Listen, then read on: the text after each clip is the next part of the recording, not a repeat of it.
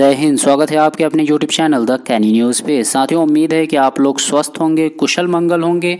इसी उम्मीद पे शुरू करते हैं आज का वीडियो। आज के वीडियो में हम चर्चा करेंगे माल गोदाम श्रमिक, मालगाड़ी और माल ढुलाई से संबंधित महत्वपूर्ण बिंदुओं पे विस्तार से चर्चा करेंगे और कोशिश करेंगे कि कम से कम समय में ज़्यादा से ज़्यादा अच्छा से अच्छा जानकारी आप तक पहुँचे। साथियों, एक रिक्वेस्ट आपसे ये भी करता हूँ कि अभी तक आप अपने इस YouTube चैनल को सब्सक्राइब नहीं किए हैं तो सब्सक्राइब कर लीजिए, साथ ही साथ नोटिफिकेशन बेल को ऑन कर लीजिए। वीडियो पसंद आए तो लाइक कीजिए, अपने दोस्तों के बीच शेयर कीजिए। तो आज के इस वीडियो में हम सबसे पहले चर्चा करेंगे कुछ ट्वीट्स के बारे में, चाहे वो Twitter handle ministry of railway का हो या फिर माननीय रेल मंत्री का हो या माननीय रेलवे बोर्ड अध्यक्ष चीफ एग्जीक्यूटिव ऑफिसर महोदय का हो। ये सभी ट्विटर हैंडल से आए दिन हमें एक ट्वीट देखने को मिलता है। वैसे वर्तमान समय में बहुत सारे ट्वीट रेलवे से संबंधित जितने भी ट्वीट्स होते हैं, देश दुनिया से संबंधित सभी ट्वीट्स इस पे देखने को मिलते हैं। लेकिन चूंकि आज हम बात कर रहे हैं मालगाड़ी, माल गोदाम श्रमिक के ऊपर विस्तार से चर्चा कर रहे हैं, तो हम इसी से संबंधित कुछ ट्वीट्स के बारे में चर्चा करेंगे।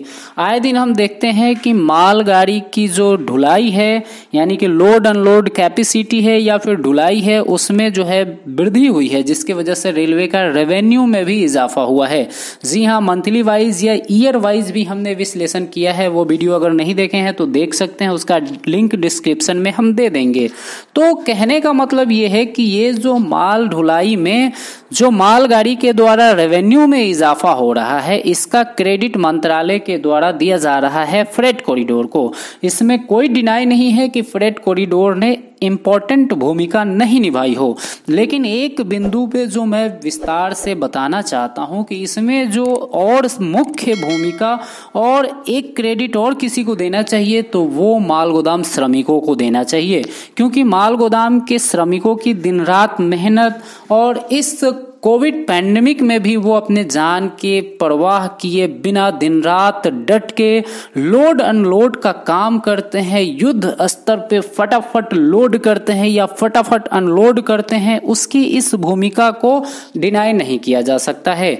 तो हम ये कह सकते हैं कि जो फ्रेट कॉरिडोर को क्रेडिट देने के साथ साथ माल गोदाम श्रमिकों को भी क्रेडिट देना चाहिए और इनकी फैसिलिटी के बारे में रेल मंत्रालय को जरूर सोचना चाहिए। मिनिस्ट्री ऑफ रेलवे के द्वारा एक ट्विटर हैंडल में कहा गया था कि helping farmers to access new market, first rake of maize has been loaded from Anantapur Andhra Pradesh to Chennai. जी हाँ, इसमें कहा गया था कि जो फार्मर हैं उनके लिए एक नया मार्केट का विस्तार हुआ, जिसमें फर्स्ट रेक जो है वो मक्का का ले जाया गया अनंतपुर से चेन्नई के लिए।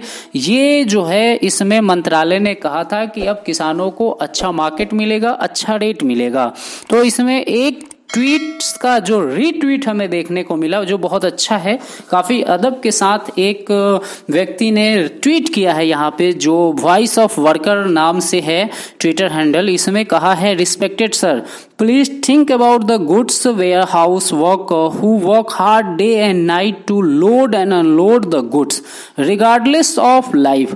Please give them facility and permanent job. जी हाँ, इसमें ये वॉइस ऑफ वर्कर का कहना है कि माननीय महोदय जी, आप एक बार माल गोदाम श्रमिकों के बारे में भी सोचिए, जो दिन रात अपनी जान की परवाह किए बिना लोडिंग और अनलोडिंग का कार्य करते हैं, तो उनको भी फैसिलिटी प्रोवाइड करवाइए, परमानेंट जॉब दीजिए। और यहाँ पे वॉइस ऑफ वर्कर ने टैग किया है माननीय रेल मंत्री को, माननीय श्रम मंत्री को और BRMGSS ऑफिशियल को भी टैग किया है। साथ ही साथ एक और हमें ट्वीट देखने को मिल रहा है, मोहम्मद सैफुल आलम ये कहते हैं कि ये सब चीजें दिखाने की जरूरत नहीं है, हमने आपको इलेक्ट किया है जॉब के लिए, इसलिए हमें जॉब दिया जाए। तो जी हाँ, इनका भी कथन सही है। हमारा कहने का मतलब ये है कि आप माल गोदाम श्रमिक है, आप अपने फैसिलिटी और जॉब के लिए, परमानेंट जॉब के लिए परेशान है, तो आप चूंकि फेसबुक भी चलाते हैं, यूट्यूब भी चलाते हैं, व्हाट्सएप भी चलाते हैं, कहने का मतलब ये है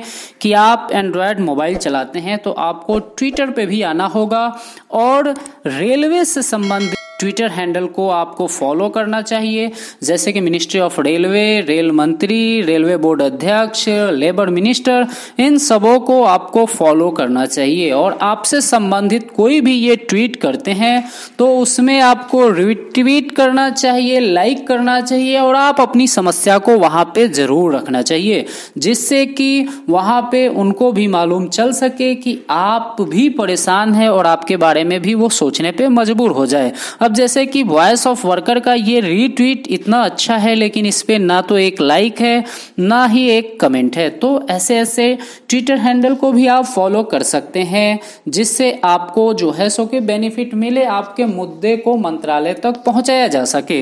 वैसे आपके मुद्दे को मंत्रालय तक पहुंचाने के लिए आपके यूनियन भी काफी अच्छा प्रयास कर रहा है। आए दिन हम देखते हैं आपके यूनियन माननीय श्री जगदम्बिका पाल जी के नेतृत्व में श्रम मंत्रालय के समक्ष, कभी रेल मंत्रालय के समक्ष आपकी समस्या को उठाते रहते हैं। उम्मीद है कि आपका समस्या का समाधान जल्द से जल्द होगा। साथियों, उम्मीद करते हैं कि कोविड पैंडेमिक जैसे ही खत्म होता है या कम होता है तो आप से संबंधित भी कुछ गुड न्यूज आएगा, आपका भी कुछ ना कुछ फैसिलिटी वगैरह में वृद्धि होगी। कई साथी हमारे वीडियो के कमेंट सेक्शन में हमसे पूछते हैं कि बीआरएम जीएसएस क्या है, भारतीय रेलवे मालगोदाम श्रमिक संघ के बारे में बताइए। क्या इसके द्वारा परमानेंट जॉब होता है, नियुक्ति मिलती है? क्या ये सरकारी संस्था है या यूनियन है, एसोसिएशन है? इसमें जुड़ने का क्या प्रक्रिया है? कहने का मतलब ये है कि बीआरएम जीएसएस से संबंधित बहुत सारे सवाल उनका होता है। तो इन सभी बिंदुओं पे विस्तार से वीडियो बनाने के लिए कम से कम 15-20 मिनट का क्लिप हमें बनाना होगा। तो जैसे भी हमें टाइम मिलेगा वैसे आपके सभी बिंदुओं को विस्तार से फोकस करके ऑर्गेनाइज तरीके से आपको बताने की हम कोशिश करेंगे। इस वीडियो में हम आपको फिलहाल ये जो जानकारी दिए हैं, ये जानकारी अगर पसंद आया होगा तो लाइक कीजिए, अपने दोस्तों को भी शेयर कीजिए, चैनल को सब्सक्राइब कीजिए, नोटिफिकेशन बेल को ऑन कीजिए। और एक जो और निवेदन खास ये है कि आप अपने घर वाले को इस कोविड पैंडेमिक सेकेंड वेव से बचा के रखिए, बच के रहिए, सांसों को डोर को बनाए रखिए, क्योंकि जब हम जीवित रहेंगे तो अपने मुद्दे पे संघर्ष करेंगे और जीतेंगे भी। इसी उम्मीद के साथ अपनी वाणी को विराम देता हूं। टेक केयर, जय हिंद, जय भारत।